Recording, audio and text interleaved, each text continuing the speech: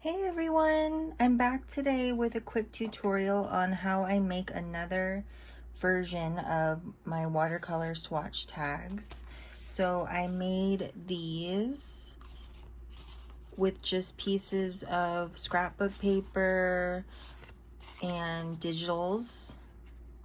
This is a vintage botanical page, and this is just some scrapbook paper. And I was inspired by the pictures on Pinterest where they have like design palettes. So I kind of did another little version, but with whatever pieces of scrap paper that I had. So all you're gonna need to do is just get your pieces that you want to use and glue them onto a cardstock or watercolor paper base. And they're all different shapes and sizes. You can do some that are where the palette's on the bottom, or you can do some where it's off to the side. If it is a larger picture, it does start kind of getting long, so if you want to use it in a journal, it might be a little too much.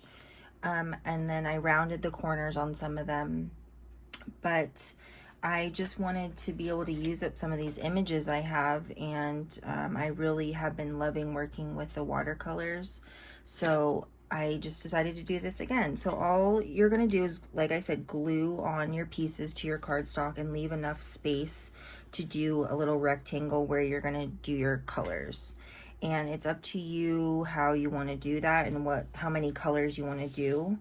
I'll just show you kind of my quick process here. So I just take a pencil and I make I'm gonna do a little rectangle the same size as, or the same length as the picture above, but I'm leaving enough space down below and up top so that there's also a border for that. I'm really not being that precise because it's, it's art. It doesn't have to be perfect.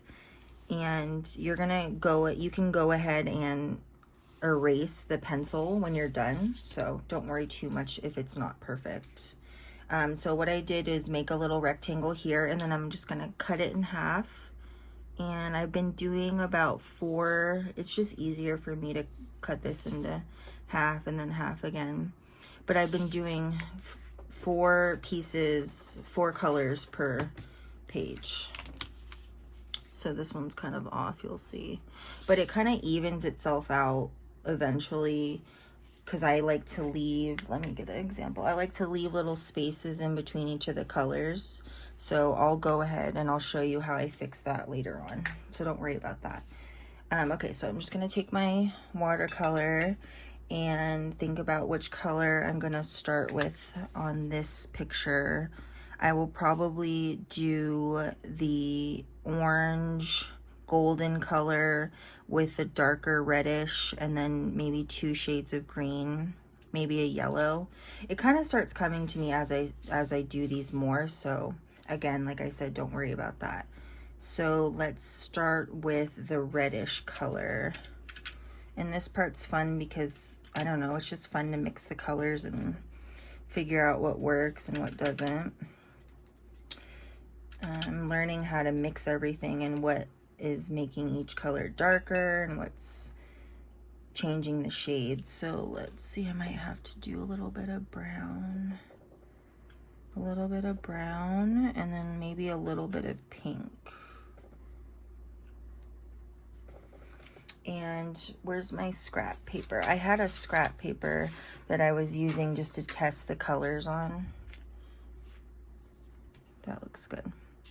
So I'm just gonna fill this in. It's kind of hard to show. I'm gonna fill this in, keeping in mind that I want to leave a little bit of a space in between the next color. So I'll just go here. Another tip for this is not to get the paper too wet if you're using cardstock, which I am. I couldn't find my watercolor paper, so I just decided to try the cardstock, and it works pretty well as long as you don't get it too wet. And you make sure that you have more pigment on your brush than you do water when you're mixing. Okay, so there's the first color, and then I'm gonna go in and then make an orange, like an orangey that already looks perfect. I had a little bit of red on my brush already, and then I just got a little bit of orange. So here I'm gonna leave a space. Sometimes I have to dab the color off because it's too wet. And I just work by, it's easier for me because it's hard for me to do straight lines, so I just work in like a square and that create a border and then fill it in. Okay, there's that. And then after your paint dries, if you feel like it's not pigmented enough, you can go back in with a second coat to kind of brighten it up. Okay, so there's that. Now I'm going to do probably a green. I'll do that really dark green, and I already have some mixed over here. But in order to make this dark, I usually just add a little bit. That's not black. Where is this black? Yeah. I just add a little bit of black to darken it up. There we go. And again, I'm leaving space in between.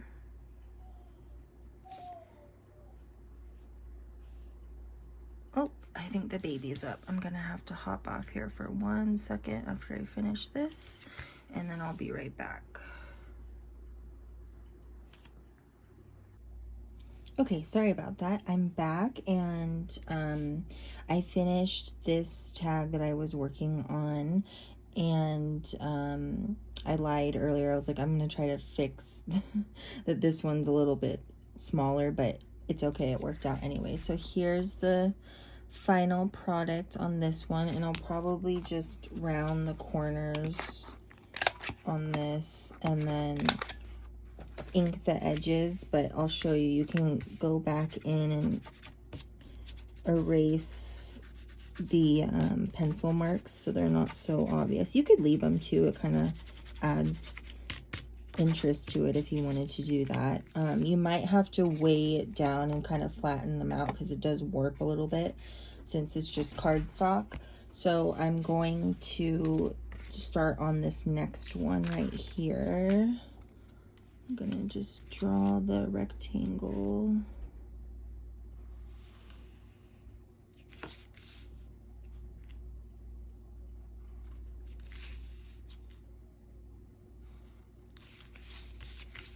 And then this one's a little bit longer, so you can add more colors or still just stick with 3 or 4. There isn't a whole lot of different colors in this one, so I'll probably just do 4 big blocks. Okay, so I'm gonna start out with, I don't know if you can see, this is a lot of blue.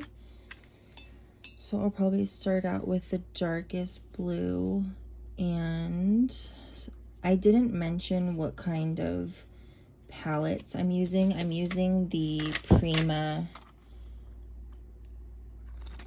palettes. This one's pastel. This one is the classic one with all the primary colors, and then this one is the tropical one. And I know they make more, and I'm really tempted to get them, but I don't think I need any more. And you can mix the colors pretty easily to get the final effect that you need. So, okay, so let's start out with the blue. I think this is purple. What I like about these palettes is, as you can see, they're kind of all mixed up and everything. I've taken them out and then put them all multiple ones in one palette for traveling or just to have the same ones on hand. So I've done that. I'm gonna add a little bit of black to this blue to deepen it. It's really black. Okay, let's add another bit of blue. Okay, there. So that's gonna get that deep blue that you see on here. So again, I'm just gonna go in here. This is actually ending up a little bit lighter than I wanted, so I might go back again a second time and fix this up, but for now it'll work. So So I'm gonna leave a little line here.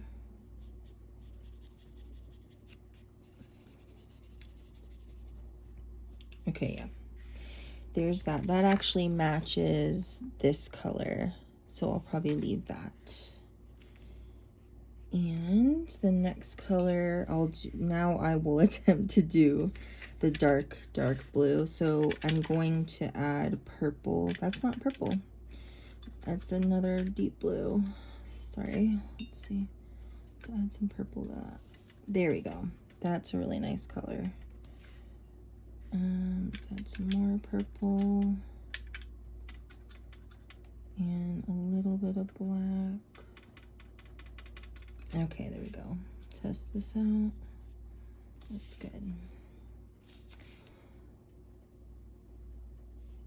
As I've made more of these, I think I'm getting a little bit more comfortable with using the watercolor brush, but it's definitely tricky to work with watercolor in general, but also just understanding how the brushes work, because this one has like a little fine bit of bristles on the end, so you kind of use those as your liner. And you can always use a smaller or a bigger brush. It just depends on your preference. Okay, there's that color. I'm gonna, oops, sorry, I bumped the camera again. Let me see how that dries, and then I might go back in later on. If not, I might just leave it. Okay, so now I've got my lighter blue, a dark blue. It looks like there's kind of a purpley color in the center. So I'm just going to take some of this blue that I was using and add it over here to this purple that I already had mixed up. Let's test, let's see what that looks like on here. Oh, that's nice. That matches perfectly, actually. Okay, so let's go in.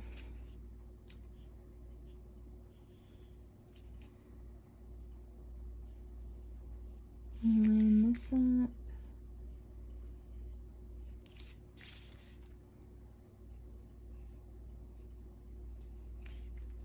This is just really therapeutic for me.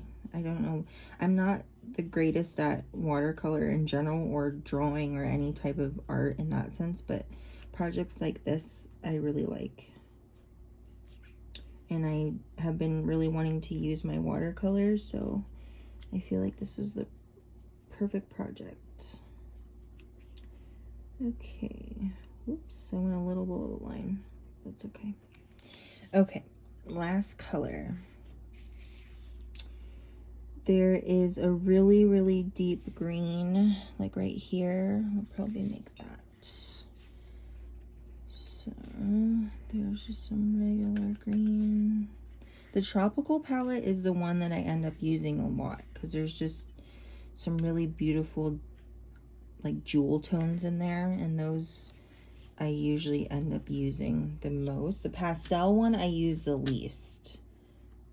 I will hopefully find a reason to do that, or a reason to use that at some point, but for now, haven't used it much. And then I'm going to take this like jungle green and add that in. That's looking okay. I think I need to deepen it, so let's just add some black. Okay, that looks cool. That's perfect. Okay, so here we go again.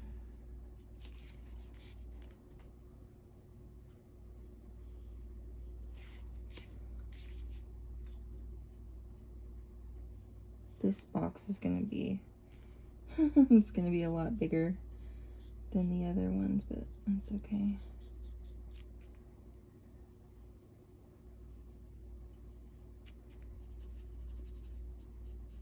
Okay. Looking good. Let me just fix up this little section.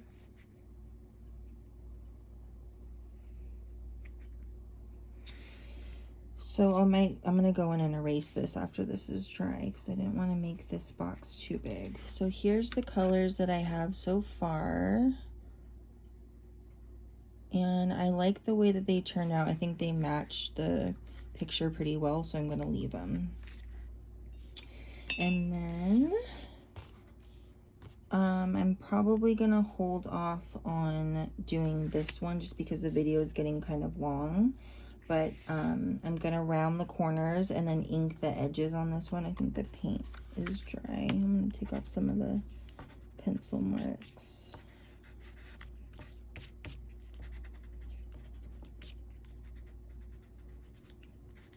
Just make sure that the paint is dry before you start erasing because it'll smear. And I was thinking about it, you could probably use markers for this. It might be harder to find colors. I don't think you can mix colors as easily with markers, but you could use colored pencils, you could use pastels, or even acrylic paint would be kind of fun. I don't have a lot of acrylic paint, so that's why I'm just doing the watercolors. Okay, so there's that. I erased all the lines out of there.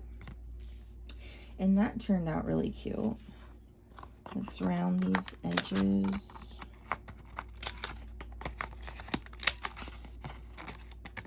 And I'm going to ink.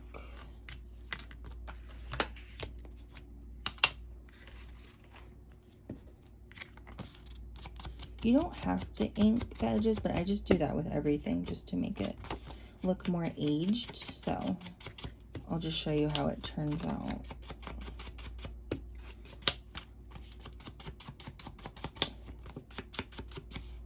And then I'll just go along this edge right here really lightly, just to fill in some of that whiter space. So there, I'm gonna weigh this down too with a heavy book to flatten it out, but there's how that one turned out. And with the tags that I made, I'm going to, like these shape ones, I'm gonna punch them and then make them into tags with a little bit of fabric or something right there. So here's those other ones again, and I really think that they turned out cute, and I love that you can just use scrapbook paper if you don't. You could use magazine images if you wanted. You could use book pages, anything that inspires you. So I hope that you guys enjoyed watching, and I'll see you guys soon. Thanks for watching.